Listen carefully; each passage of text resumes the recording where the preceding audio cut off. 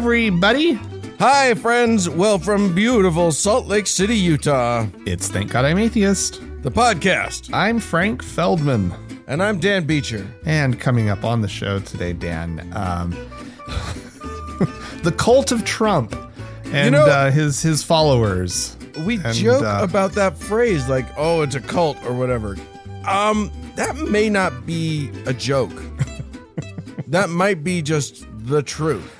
Yeah, we have some interesting details about evangelicals, followers of Trump, that sort of it's floated scary to the out surface there this week. And I don't know if you guys are aware of this. Kind of weird. Some weird stuff. Yeah. Are you aware, dear listener, that the world has gone absolutely batshit crazy? It's in madness. Kind of a scary way. So the most powerful country in the world is terrifying right now. Are you aware of that? It's terrifying, concerning, alarming. It's a little concerning and or alarming. Anyway, we have other stuff that we need to talk to before we get to that. Yeah. Some other things that happened this week, including, Dan, a story about an ongoing situation in Iran. But it's something that's sort of been surging of late. I think we're all aware that Iran executes people for, political reasons and whatnot. There's been a surge. For only valid reasons. Very, very valid. There's been sort of a surge in executions. Oh, dear. Pretty much since the Women Life Freedom Uprising began in September 2022. And we've talked about that a bit on the show. There's something else that's been surging at the same time that's probably gotten a little bit less international attention, and that's finger amputation. What? Yes. This is, it's actually part of their whole, that cute little Islamic, law stuff that they just love so much. Officially, they follow, Sharia law in their court system. And so they mete out these sentences that, people like Amnesty International aren't too happy about. Now, this Sharia law, that's the same thing that Obama wanted, right? Correct. And that actually conservative Christians in this country want, but by a different name. Yeah. They don't want to call it that. It's the exact same thing, but it's branded totally differently. Yeah, indeed. Yeah, so this article that I saw talks about a recent amputation of fingers of two prisoners in the city of Qom, Qom. I assume that's Qom. And so what they do is they have a guillotine-like device.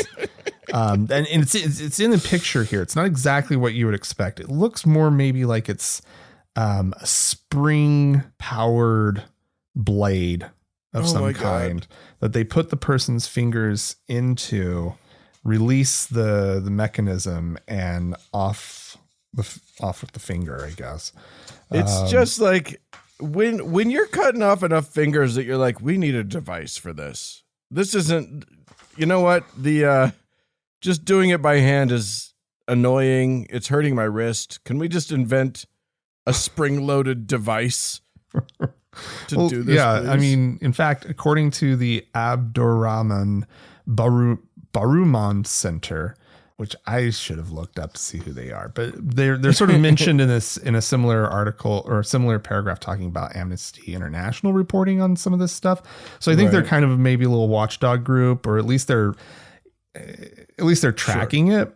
They say that since January 2000, Iranian authorities have amputated the fingers of at least 131 people. That's who they know of.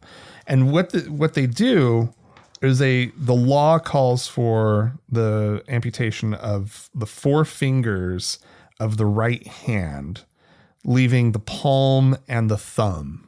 Four. All four. All four fingers Wow. on the right hand. That's for your first offense for theft.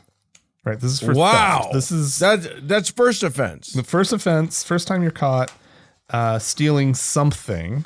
And I tried to find examples of like what people were stealing. The only one that I could find was stealing sheep. There was this other article that was like funny that like high level embezzlement. Those guys get like house arrest and get to keep all their fingers. Right. Yeah. But, white collar. I mean, it that's an international law that white collar crime, you get away with it. On your second offense, they cut off your left foot. Wow. Third offense. This is for stealing. Okay. Third offense, life imprisonment. And the fourth offense is the death penalty. Which if you're imprisoned for life, I don't know how you got to steal something for the fourth time. Maybe the fourth incident. It's just fourth example of don't steal when you're in jail. What about don't take somebody else's food or whatever. Yeah, I have a feeling. Yeah, that's probably about it. And obviously Amnesty International is calling this out.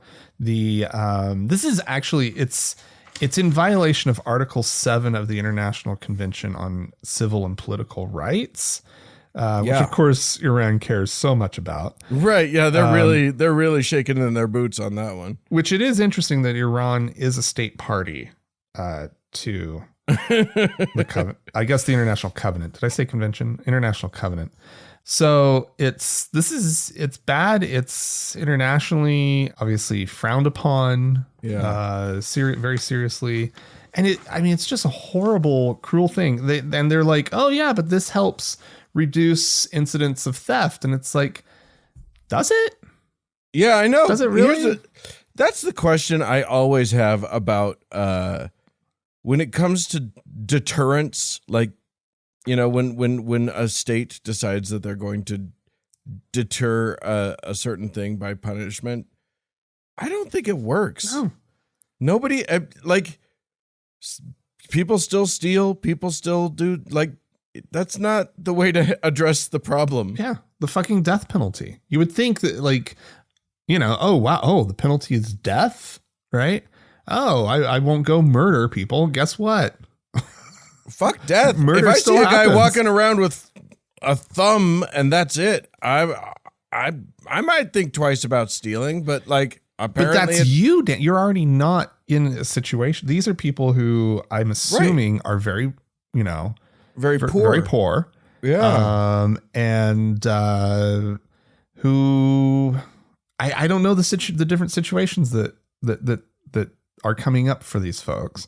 I feel obviously like theft is a problem. Like you don't want to encourage people going around stealing things, but I mean, this kind of discouragement obviously isn't solving the problem because if they're having to still do it, right? Yeah. Like it's not solving the problem. If you're still ordering finger guillotines. And if it just turns out that some people steal and some people do bad things, then just lock them up for a little while, something, right? Or get them to solve counseling. Poverty. Well, yeah, that would be cool. But then they'd find out the people still the whole thing embezzlement, right?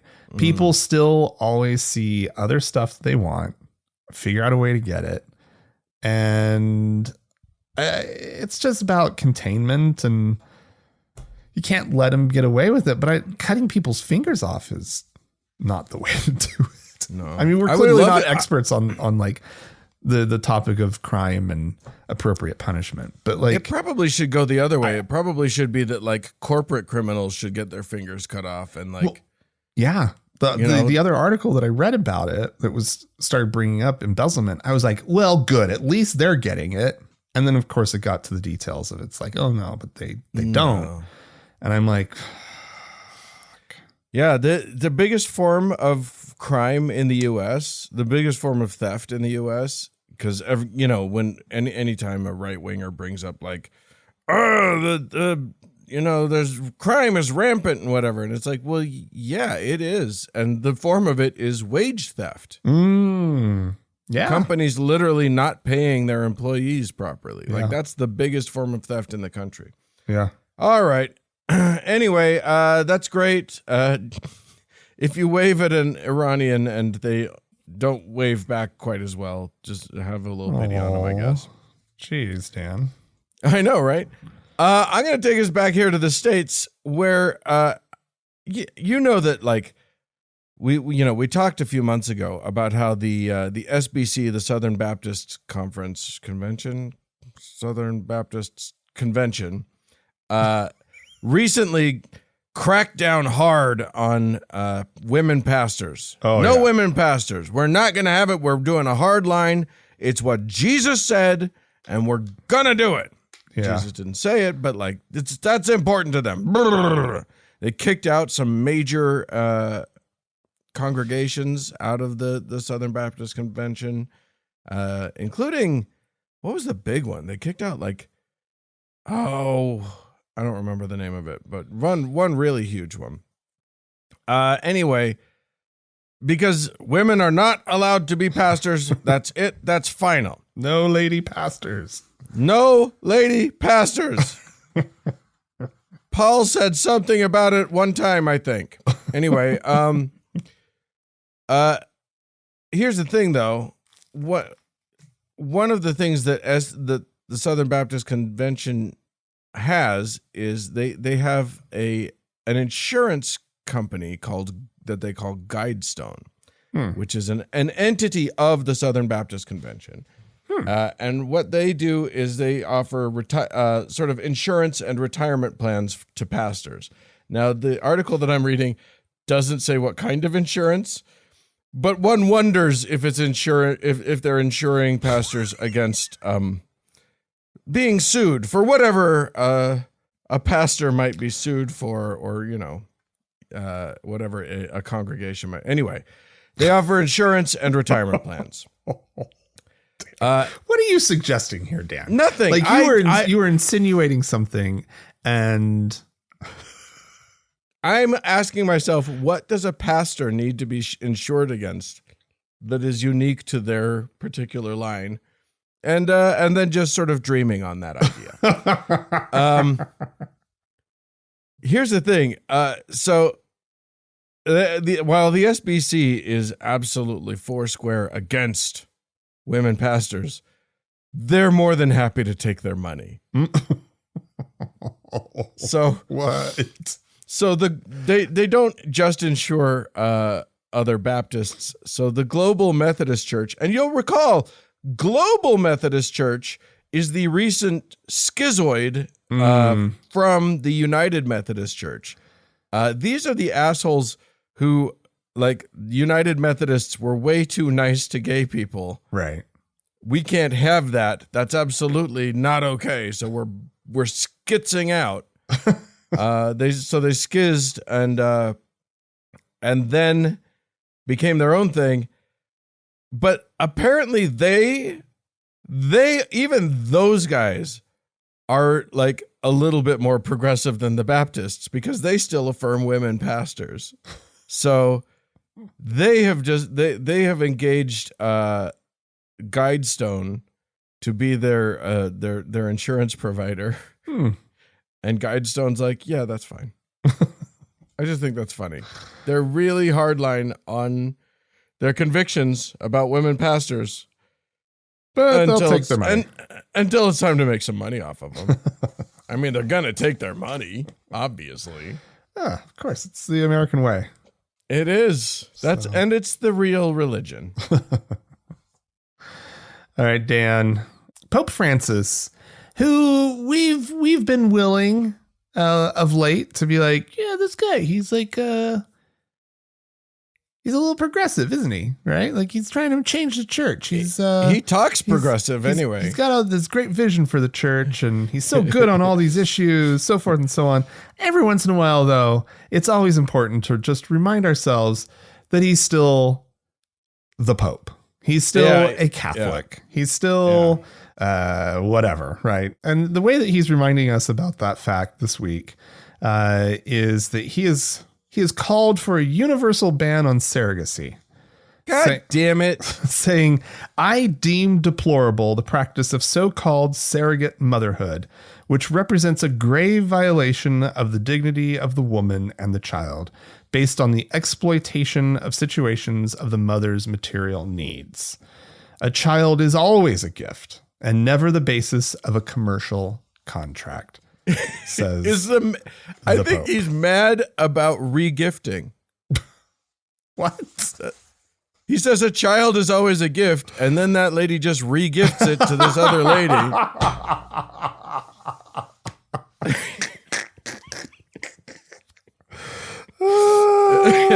Yeah, no, he's well. Clear, I mean, regifting. God. It is a bit of a faux pas.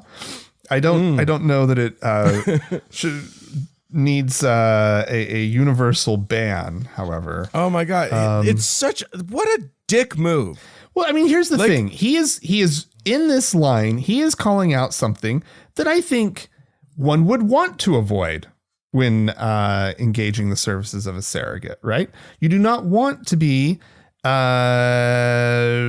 exploiting somebody, right? Okay.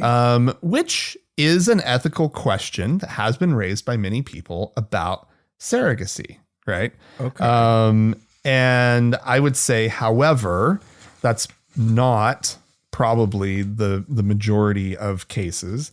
And also it's serving a legitimate need that he's calling for people to have more kids. Right. Right. And it's just, it kind of, I don't know. It doesn't really sit well with me that like in one breath, you're like, oh yeah, life is beautiful and we need more humans and more Catholics and this and that. And then there's a way to do that over here. Yeah. And to then have the child raised in a family by parents who really want this child and presumably are going to give it a lot of, I mean, you can't say as to like what kind of parents they're going to be, but this is a wanted child. But at very least, they've gone to heroic effort. Yeah. To be parents. Yeah. And which also, is exactly what theoretically you were saying you wanted. Right. They're often paying somebody to carry the child for them. Yeah. Right. And I've heard of scenarios that this rule would also just cut out entirely that weren't commercial. A sibling carrying the child, right? A sibling of one of the maybe it's a gay couple, right? And they have a sibling carry the child or whatever it is. Maybe right? that's his problem is that gays can have kids then. Well, it did. Yeah. Maybe he's not so nasty about. Well, he is nasty about the gays. We can't let him entirely off the hook about the gays just because he says let's bless gay marriages or gay couples, not the marriage, the couple. Yeah, bless the sinners, not the sin. Something like that. Good Lord. Yeah, so that's going on. He's all up in arms. No surrogacy. He's got his priorities intact for sure. What a dick. Like, how do you get mad about surrogacy? Like, usually it's not Dan. It is surprising, Dan. It's not a universally beloved thing. Yeah. Like, not that this is a great example, but it's illegal in Italy and several other countries. And other places like the United Kingdom, surrogacy is legal but restricted, and commercial surrogacy is outlawed. I would assume that means where there's any exchange of money. And then surrogacy laws vary from state to state in the United States. Like we haven't. It's not just a universal. It's not a question that has a universal answer in sort of the broader society, right? I think that more open-minded, left-leaning, maybe atheist folk probably are just like, oh yeah, like what's the big deal, right? Right. But it's not something that has been completely 100% worked out either. So, well, there you go. Just to throw that in there, it's like, it seems like yes, of course, to you and me, but I don't know if it's so cut and dry to everyone. Yeah, I guess. I mean, oh, look, a woman's doing what she wants with her body. I think that's probably the big stumbling block. Right. Is that a woman is choosing things without anyone else's permission. I don't know. Get some men involved. Make sure that they're the ones making the decisions. Pope Francis. Well, oftentimes it's two gay men who are involved. There you go. See, that's multiple men. Oh man. All right. I'm going to take us to Nepal, where on our show we talk a lot about Christian pastors who are Christian pastors doing horrible things to children, Catholic priests, etc. Mm-hmm. Yeah. It's so commonplace that just a story about that will not make our show. I pass by those stories all the time. Oh, really this sad guy, yet another one. You know what I mean? Right. Yeah. But one hates to pick on just the Christians. So I am going to tell the story of a guy in Nepal who was just arrested. This is a man by the name of Ram Bahadur Bamjan. Bamjan is has a fairly large religious following because he is Buddha Boy. Oh, I love the name Buddha Boy. I'm looking at a picture of him being arrested, and he's in a bright white down puffer jacket and stuff. Anywho, Buddha Boy gained quite a sizable following for a while. It has dwindled a little bit in recent years, but he was a spiritual leader who claimed to be the reincarnation of the Buddha, Siddhartha Gautama. Oh wow! Yes, good for him. That's a get. Yeah, I think if you're going to be reincarnated, that's the one you want, right? Yeah. I think he managed it by pulling off a stunt where he convinced people that he had sat under a tree for a week without moving or something like that. I'm certain he didn't actually do it, but David Blaine never had the balls to actually claim that he was the reincarnated anybody. So tough shit on him. Anyway, Buddha Boy has been arrested for sexually assaulting a minor and involvement in the disappearance of at least 4 of his followers. The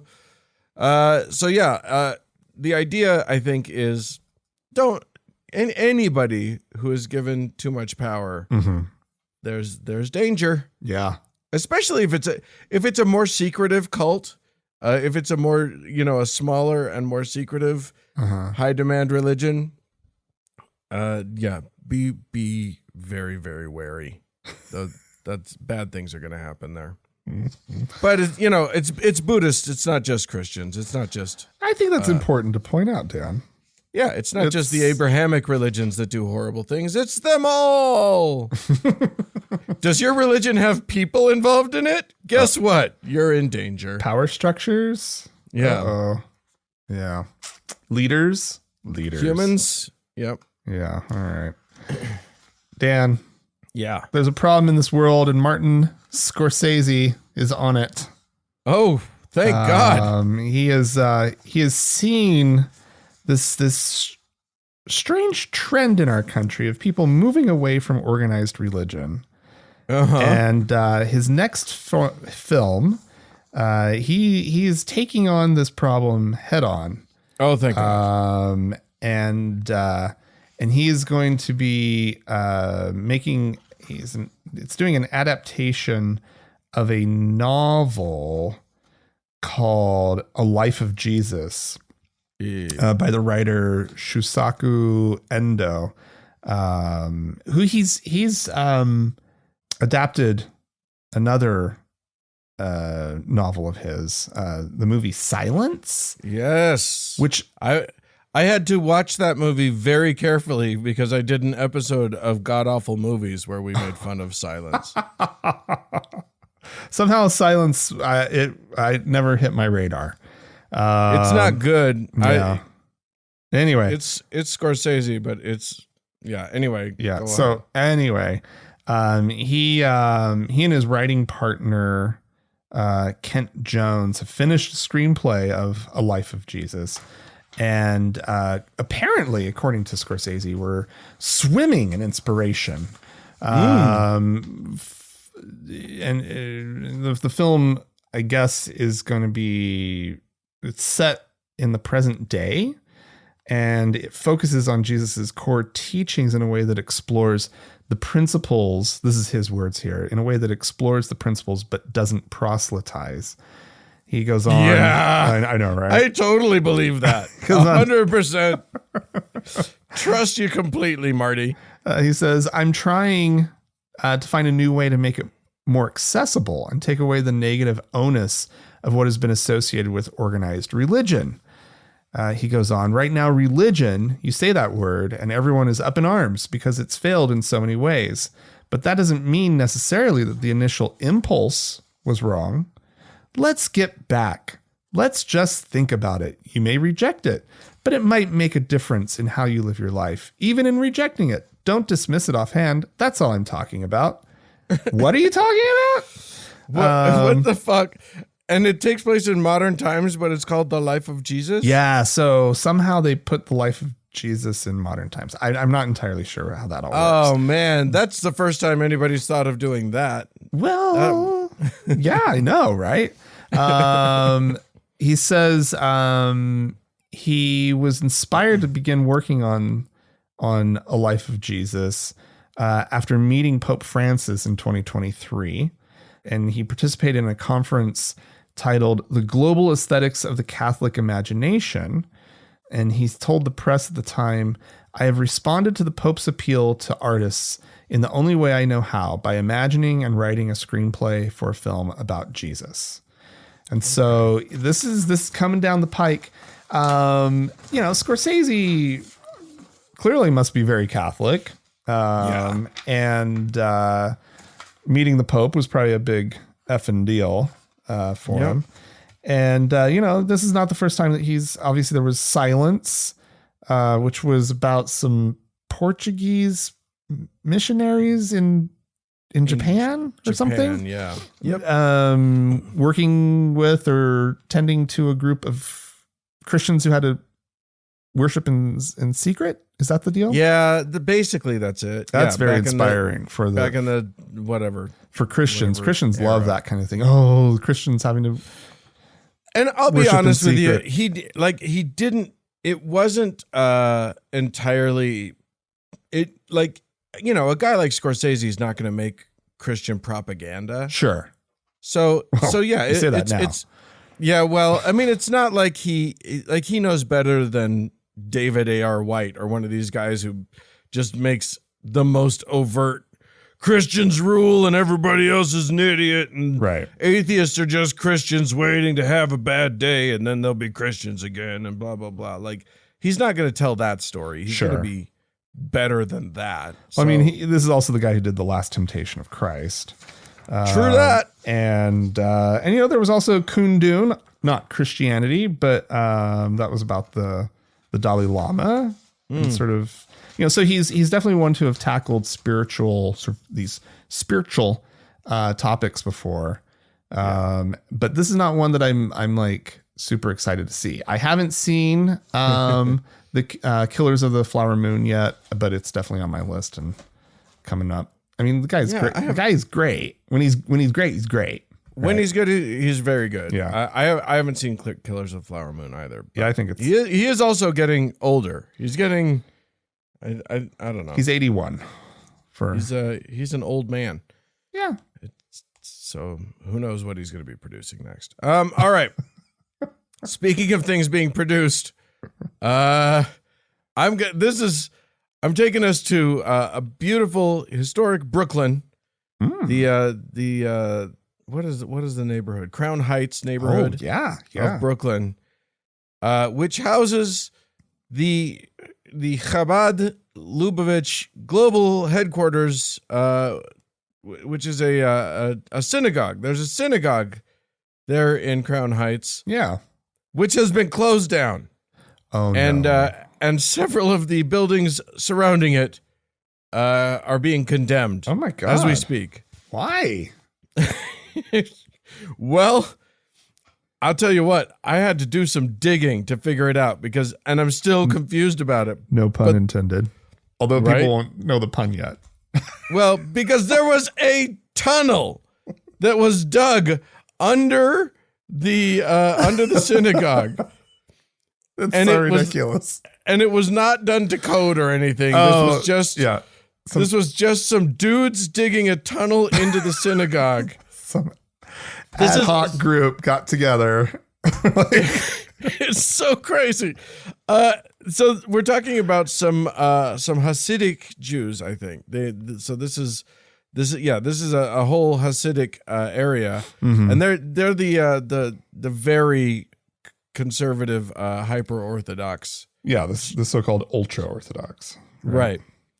And they apparently there's a small group within this community that is not officially sanctioned by the synagogue. But they are messianic believers in a guy named Rabbi Menachem Mendel. Yeah. Menachem Mendel Schneerson. Okay. Who died in 1994. Right. Except that they don't believe that he died in 1994. They believe that he was the Messiah and that he's still alive and that he wants them to expand the synagogue and that they should have access to the synagogue for themselves. Oh my God. And so apparently they were denied that access, so they thought they'd make it themselves. So they dug a fucking tunnel into the synagogue. And now the whole like the city has come in and they had to sort of condemn the place. And to the synagogue themselves, they're working with the city. They're doing it all right. They're like literally, they had to shut it down and they have to they're going to take whatever steps they need to take to mitigate the problems of the structural integrity problems that these weirdos have created by fucking digging into. Just build your own synagogue if you need why do you need that building? I don't get it. It's the weirdest damn thing I've ever heard in my life. Well, and the article that I saw about this, Dan, it had the same group of young, it described them as yeshiva students, right? Okay. That blocked the cement trucks when they came to fill in the hole. Right.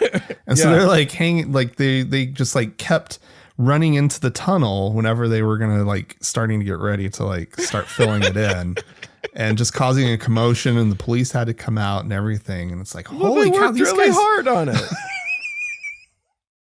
It takes a lot of effort to make a tunnel. It does. Have you seen the TikTok lady that dug a tunnel? Yeah. I mean, I saw it. I'm not on TikTok, so if I saw it, I figured it had to be everybody on TikTok must have seen it. Yeah. It looks like it's tough work. Yeah. And this tunnel that they built it's 60 feet long. What? And 8 feet wide. Whoa. Yeah. This isn't just some little hole. That's serious. Yeah. You could get a golf cart through there. Yeah, you can run gurneys through. It's oh my God. Now the buildings are going to collapse. Oh, it's amazing. Yeah, it's just so weird. That is such if you're sitting there, I want to be at the meetings when they're all sitting around going, how can we get into the synagogue? We by rights, we're the ones that should have access to the synagogue. And the rabbis keep saying that they're the only ones who, they keep not giving us a key. Well, what we should do. My guess is you guys were a little funny in the head before the whole tunnel thing. You know what I mean? Like they were making a good call keeping you guys out. So yeah. Clearly. I'll tell you what, though. They got organized. They put in the effort. Oh yeah, It shows some initiative, Dan. Like it really does. Let's not come down too hard on them. Yeah, these guys they clearly had a plan. They laid it all out. Somebody was in charge. I mean, the thing that I kept thinking, I didn't realize it was that much soil had been displaced, but I figured it had to be a good amount. I'm like, where did all the dirt go? Where did they put the dirt? Yeah. That they dug out. Like that's to me, that's amazing. Like they had to have been like, have buckets in the back of cars hauling it off somewhere. Because you can't just make a big pile of that dirt somewhere in the street of Brooklyn. Yeah. You know? Yeah. I don't know. It does seem like that would be a really big problem if you don't. I'm just saying there's some logistical things here, right? There's some major logistical things. It's absurd. Like you have to be trucking out massive amounts of earth and trucking in massive amounts of like support structure. Yeah, you would think, right? Yeah. Yeah. I don't know. I do have to say though, I just can't get on board.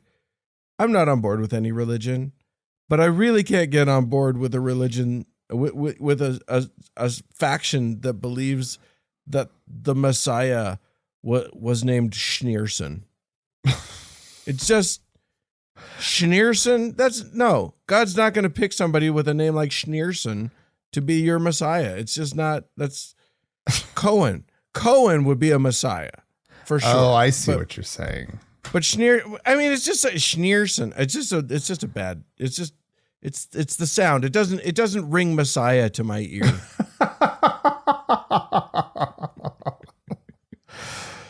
Larry. A Larry can't be a Messiah. No, you can't have Larry be a Messiah. Yeah. That's just not going to be okay. There are certain names, that are just not going to make it. Yeah. That's it's not me. If you have an argument with that, you can talk to the Lord. Anyway, if you would like to write in and tell us which names you think can or can't be the Messiah, or comment on any of the things that we've talked about, feel free to do so. You can write into us, podcast@thankgodimatheist.com. Or call and leave a voicemail message. We'd love to hear from you. The telephone number is 424-666-8442. Stick around. There's more show coming up.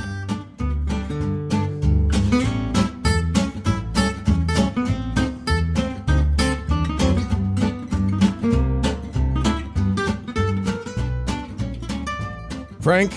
Dan. I love it when someone calls themselves a prophet.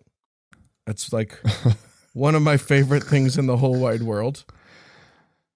It's also a great red flag. If you're ever dating someone and the word "I'm a prophet" comes out of their mouth, is that a warning or advice that our listeners, you think our listeners need, Dan? No, but there it is. It's still there for all to hear.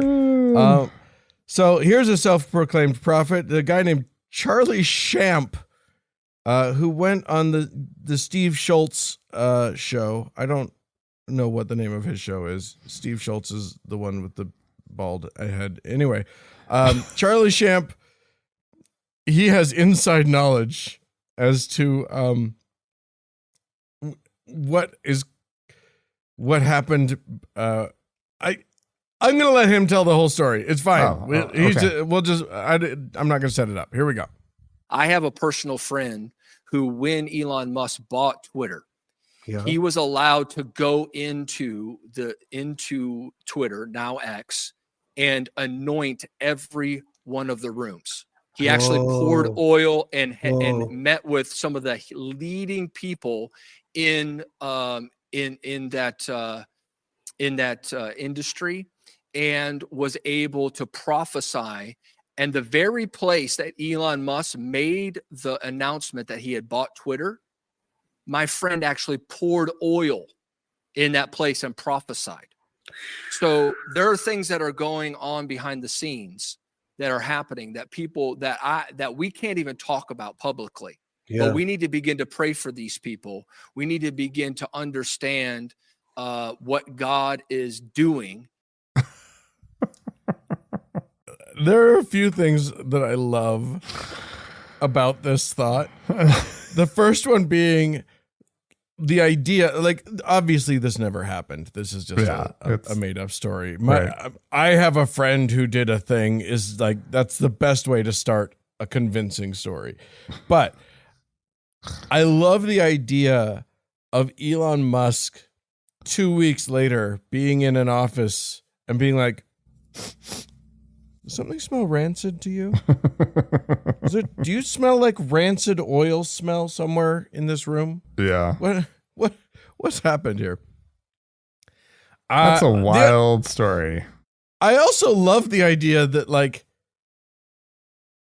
they went in and blessed and anointed the platform that has like literally burned a significant amount, like half of its net worth, of its value. More than that. Yeah, like it's down 70%. Yeah, it's like 70%. Yeah.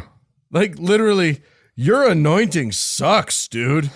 Please do not anoint any of my stuff. Well, God has a higher purpose, Dan, than just, the accumulation of money. Yeah. Although the Mormons would have you believe something else. Yeah. But the idea that, like, Twitter in the hands of Elon Musk is somehow part of God's plan.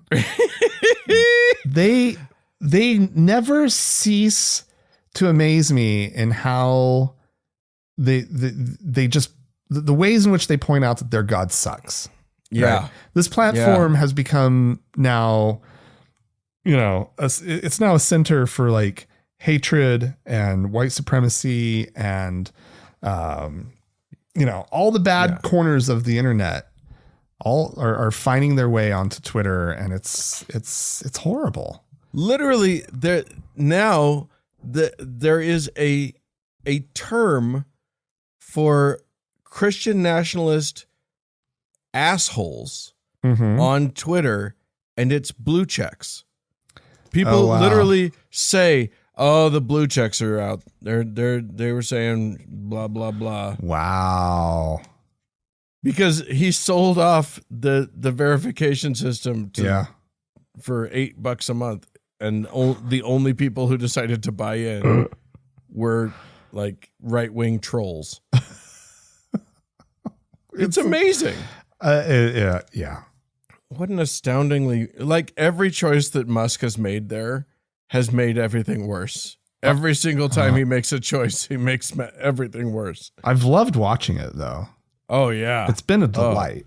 And I know and that's probably for a lot of people who were on Twitter who really loved it, when that probably isn't. They probably don't like hearing people say that, but watching the decline of it, mainly at the hands of this genius, right? This mega genius. Yeah, who's just like, oh, he's got, like, the Midas touch, basically, with these companies and blah, blah, blah. And what a brilliant man, right? And it's it's completely exposed Elon Musk for what he is, which is just a dirtbag, a complete and utter dirtbag. Just an ego walking around without a brain. Yeah, making choices. Yeah, it's amazing. Yeah. All right. Well, there you go. But there are better people in the world, and some of them write into us sometimes. So let's get to them. Guy from Montana wrote in to say, "Hey guys, since you brought it up last week, I wanted to offer a rationalization for voting for Biden, regardless of how anyone feels about him." That's a thing that we said everybody has to do. Because you have to listen to us. We're your podcast daddies. Oh God. That's here we gross, go. It's sexy. They love it. Don't worry about it. Guy continues, the basic premise is the two-party system as we know it is a function of our voting system. Because of our first past the post system, votes for third-party candidates are essentially votes for the opponent. This Right. is evidenced by what happened in 2016 with Jill Stein and Hillary Clinton. Principled voters chose to vote for a candidate that best represented their political affiliation in Jill Stein. This had the unfortunate side effect of siphoning votes away from Clinton, thus giving Trump the win. Had these voters voted for Clinton instead of Stein, Trump may not have won. This is the downside to our current political voting system in most areas, and those that think this way must transition away from the idea that we vote for a person. We have to think of it as we are voting against someone, and in this case, we need to be voting against Trump. Yeah. I think that's an interesting way of looking at it when you're in a two-party system. Two-party system is a terrible thing. Guy goes on to talk about ranked choice voting. I think which I love. Yeah. Which is obviously a better way. It's not perfect, and there are many different forms of ranked choice voting, and they all have their advantages and disadvantages. But all of them, most of them, are better than the system that we currently have. Until we have it. He's right. You're just not allowed to vote for a third party. You're just not. I mean, for our municipal elections here in Salt Lake, we have ranked choice, and it's nice. It's great. I mean, you can vote for the person that you most align with, knowing that it's not going to screw over your second choice, who is better than the third choice. Yeah, exactly. Yeah. So. All right. Thanks for that. Stu wrote into us. Stu, we love Stu. Stu says he's got a few bullet points here. He says, hate mail. I disagree with ignoring the presidential contest. You and I said, go ahead and ignore it, and then just vote for the right person at the end. Well, I mean, if it's for your own mental health, right, which is kind of what I'm saying. Like, I can't pay all the attention to this thing. I will go crazy. Yeah, but anyway, it's very painful. Yeah, proceed. Stu says, sure, take care of your mental health through exercise and distracting activities. But one of the reasons we're in this Trumpian fix is because people haven't paid enough attention to politics. Pay attention. Get your friends to pay attention. Knock on doors. Work for pro-democracy candidates. Get out the vote. Especially now since I'm an old man and can't get out like I used to. Okay, that's fair. If you have energy to do so, please do put in some work. That would be great. If you don't, like me, then maybe get a podcast where you tell everybody how to vote. There you go. That's me going door to door. Anyway, the second thing Stu had to say was, he says, I didn't know that podcasting was struggling. I'm currently at the priest level on Patreon, and he thanks us for his magic powers. I'm sure they're working very well for him. Of course. But have sent an additional donation through PayPal. That's so sweet. That's really sweet. Thank you, Stu. So yes, I am going to, at least for now, upgrade our Stu from priest level. Oh, we're going to give him the Melchizedek priesthood. Oh, and bump him up to let's call him a high priest just for fun. Woo! I don't think that's one of our options, so that's very special. It's not. Yeah. I'm reserving it for Stu. Stu, you're a high priest, so get real excited about that. And it's also fun to give this kind of priesthood to a Jewish person. That's always fun, too. So enjoy that, Stu. We also have a one-time donation from Jack. So thank you so much, Jack. You are now a deacon in the TGIA priesthood. So enjoy your little magic powers. We really appreciate your donation.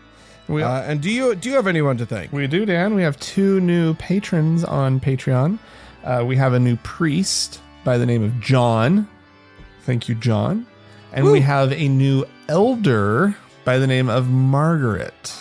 So, Margaret. Awesome. Thank you guys so much. If you guys would like to join the ranks of these wonderful people and help make our show go, this is the only way that we actually do go is through our generous listener donations. Yeah. You can do so by going to thankgodimatheist.com and clicking on the support tab and then choosing whether you want to do a one-time donation over a PayPal or a monthly donation there too. Oh, wait, Jack was a monthly donation. I'm sorry. Oh.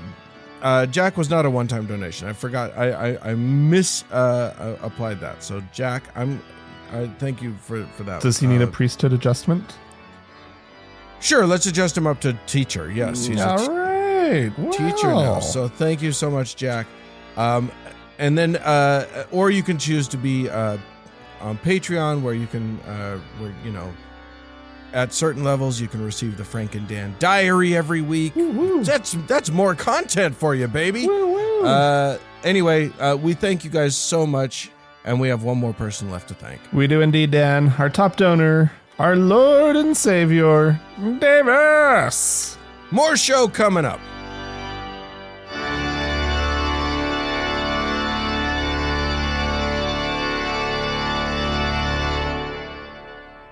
Oh, Frank. Dan. You know, we didn't set out to... Our show doesn't want to be a politics show. We don't want to do a show about politics. That was not our intention. Yeah. But it swerved into our lane is the problem. Politics attacked our subject matter. I know. And so now we have to.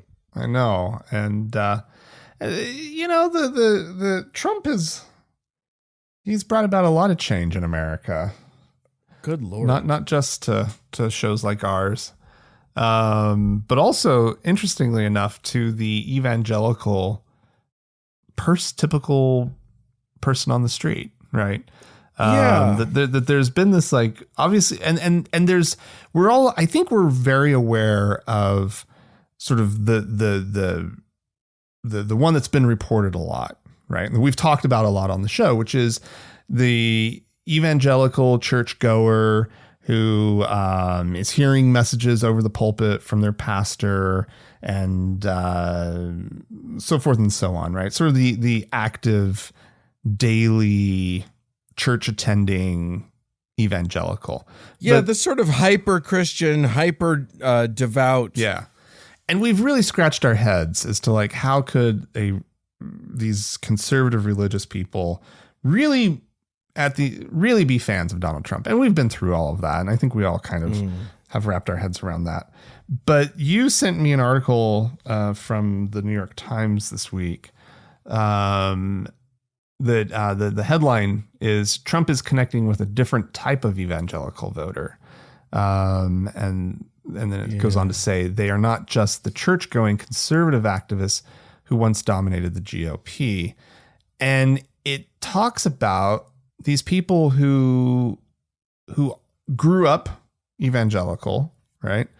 Or conservative Christian, perhaps, and who are now who they describe themselves as evangelicals. Yeah. And they are not church attending folks. In fact, the polls on these people sort of indicate that maybe once or twice a year, as far as like church attendance, maybe. Yeah. But they identify with sort of the conservative values.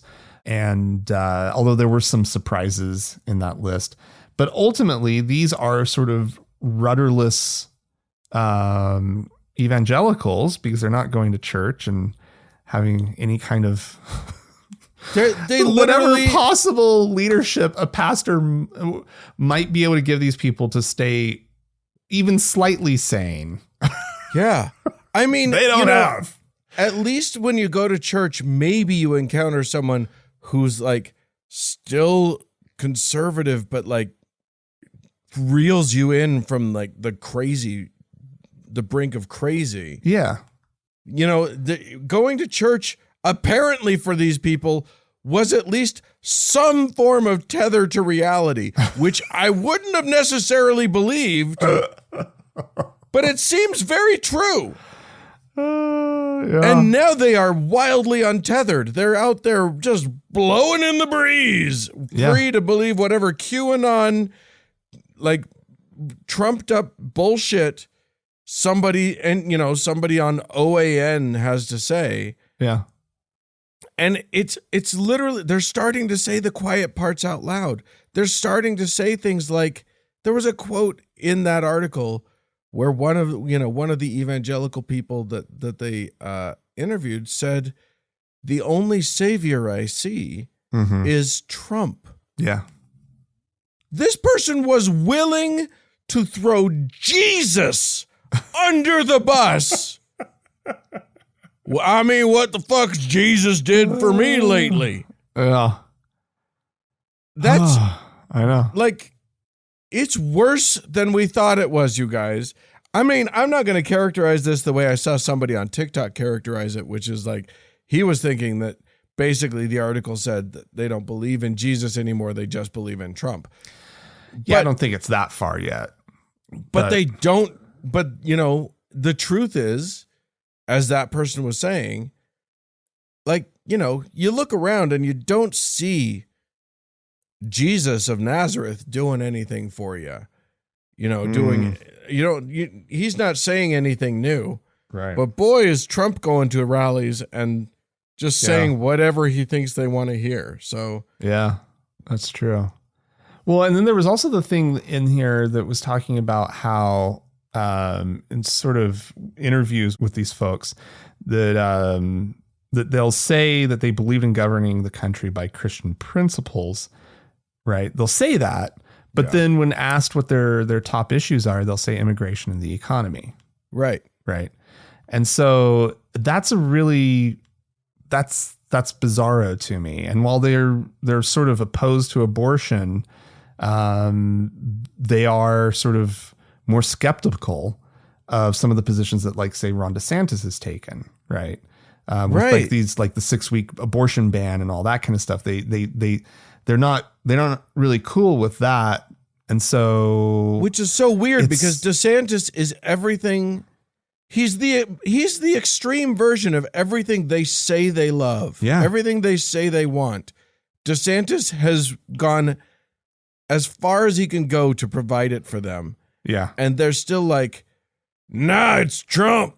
Gotta be Trump. Well, it's really where it really drives home the whole cult of personality aspect of this moment and this weird thing that's going on in Republican politics, where it's Trump. It's not Jesus. So I kind of get what the guy's saying, right? That, like, I mean, he's probably overstating it, the guy that you were just referencing, but like, but it's kind of there, right? Like, the most important thing for these people is Trump. He's their dear leader now, right? Yeah. And he's riled them up on the issues of immigration, and they were probably already disaffected, you know, by the economy, right? Well, and the really important and he's leaned into point, that. Yeah. The really important point to them is that Democrats are evil. Yeah. And if you ask them why, or like in what way they're evil, what they're doing specifically, other than killing babies, like, it's just this general sense of evil. Like, they're just bad and they're ruining the country, and like, literally, I think many of them, if not most of them, genuinely believe that, like, the goal of the Democratic Party is not to enact, you know, policies that they think will help anyone, but to ruin the country specifically. That's the goal. That's the goal. Which is just, I mean, yeah. Yeah. I mean, obviously things have gotten unhealthy. Can we just say things have gotten very unhealthy in this country? As an understatement. I look at it. One of the things that this article in the New York Times talked about was that when World Magazine, which is a very Christian publication, in 2015, so that was the year before Trump's first election, December, late 2015. So Trump had announced that he was running at that point. And if you'll recall, way back then, there was a huge field of Republican candidates. Oh, yeah. That wanted the nomination. It was like 10 people or something like that. And he was not considered the presumptive nominee by any stretch of the imagination. And when World Magazine surveyed 100 evangelical leaders in December of 2015, not a one of them said that Trump was their preferred candidate. But somehow this con man has managed to get into their psyches in a way that I've never seen before in my lifetime. Right. And he just owns them. It's astounding and baffling to me. Yeah. It's but it's religious in its nature. It maybe would be fun to watch if it wasn't, our country. If it wasn't affecting literally the whole world. Yeah. I know. Yeah. It's scary. It's a little bit scary. Yeah. Or a lot scary. Yeah, it's whatever. You gotta, if you're gonna pay attention, you can't let it get you too down. Right. I mean, humans had a good run. It's fine. People are over now. It's time for the rise of the apes. We'll figure something out. Oh, no. It'll be something else. The honeybee, maybe. It's time for kangaroos to take over. Have fun, you bouncy Aussie. Oh, wouldn't that be a great world? Yeah. Bouncy. I'm on board. Yeah. I'm on board. Smart kangaroos. I like it. I'm on. This is it, man. We've solved the problem. Give it over to the roos. It's their turn. Oh, and how about, Dan, we just pledge that next week we're not going to, for this part of the show, talk about Trump. Because can we just do that?